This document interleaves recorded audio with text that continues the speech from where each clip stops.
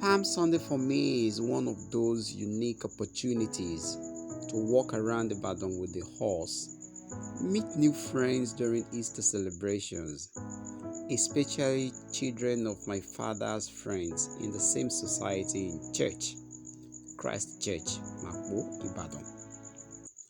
I used to wait for a particular girl then, who usually came around during Easter celebration. We would talk and plan how we would see each other on Easter Monday and after church on the Sunday that followed. She was gorgeous and beautiful. Difficult for any young boy of my age to ignore anyway.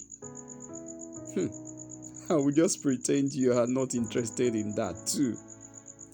Unfortunately, I was allowed just once to follow the horse around, and it was a lovely experience. I later realized it was mainly because of my health and being the last born. I enjoyed mother's love to the fullest. Meanwhile, going around with the horse is an experience I would want to give all the 3 little boys that I have. On many Easter Mondays, my parents with some other members of the society who had arrived earlier on the day would prepare the food that the society would eat to be served at Galilee. But then, it wasn't about the food for me, but the chat that was waiting. Painfully, on one of such occasions, her father came and spent such a brief moment, then stood up to leave. We looked at each other's faces.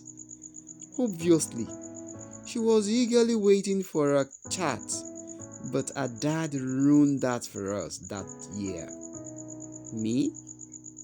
I told my mom to let us go too, Abi. What would I be doing again? But then she suspected something was wrong when I said I wasn't hungry. Even when, with the presence of plenty amala, begiri, and ewedu, with big pieces of meat that were on ground that day. What is wrong with you? She asked, drew my head towards her chest, and caressed it with her palm. The same palm that houses different forms of igbati, as if there were charms in it. I told her that people were already leaving now, mommy, and we should just leave too. Ìyàndá, a ṣẹ̀ṣẹ̀ dé ni now. Àwọn bàbá nìkan ló ti lọ. Are they not very important people too, mommy? I asked myself, wishing my mouth could say them out.